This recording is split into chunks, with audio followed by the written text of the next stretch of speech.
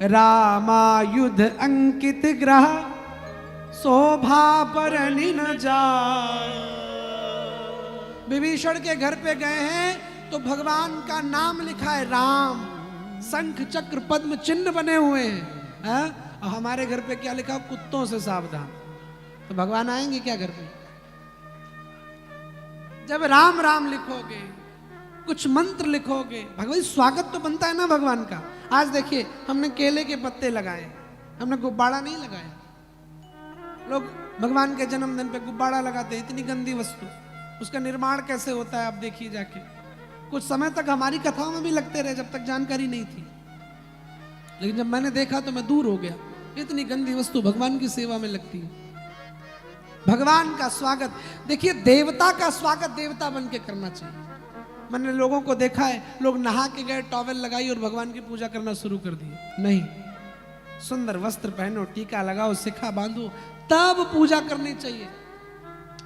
आजकल लोग हनुमान चालीसा पढ़ेंगे, जल्दी में है, भगवान के सामने गए, हनुमान जी भी कंफ्यूज, हनुमान चालीसा है कि मच्छर चालीसा है।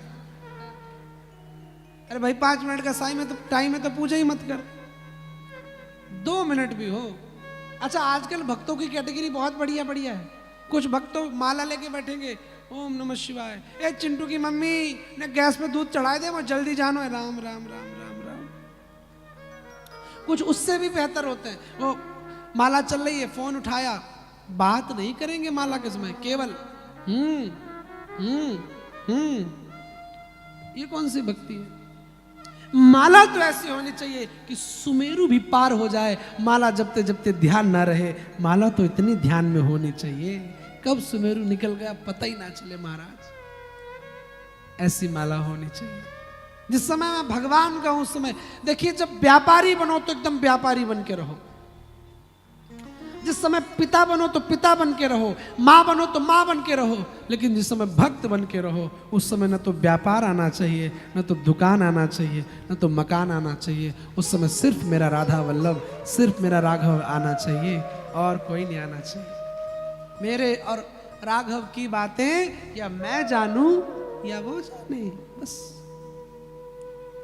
अपने घर का वातावरण अच्छा बनाओ।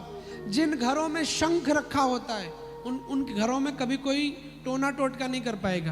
आपको पता है शंख की महिमा है, जहां शंख बजता है, घंटी की नाद, आपको पता है शंख बजाने से क्या होता है? शंख बजाने से नेगेटिविटी तो जाती ही है, साथ में अस्थमा की बीमारी भी दूर होती है। अभी कोविड का समय आया था, वो डॉक्टर ने एक पीपनी पकड़ा दी थी, फूको, छल्ला ऊपर जाए फिर नीचे ऊपर, होता है कि नहीं होता है?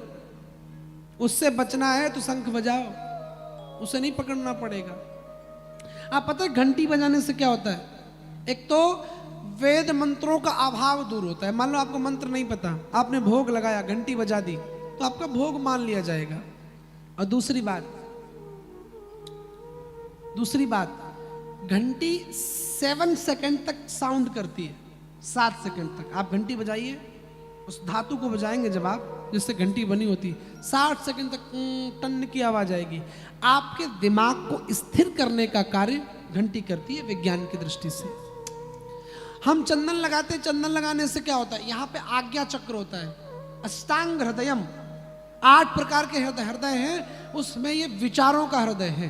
और जब हम रोली, टीका, सात्विक वस्तु लगाते हैं तो हमारे विचार सुंदर होते हैं, इसलिए हम टीका लगाते हैं। गर्म वस्तु होती है, चंदन ठंडा होता है। हम चोटी क्यों रखते हैं?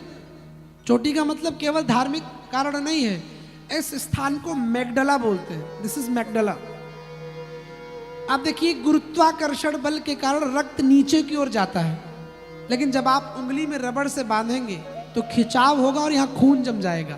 तो जब खींच करके चोटी बांधेंगे तो रक्त ऊपर जाएगा और सारे न्यूरॉन्स मस्तिष्क के यहाँ पे होते हैं विज्ञान की दृष्टि से।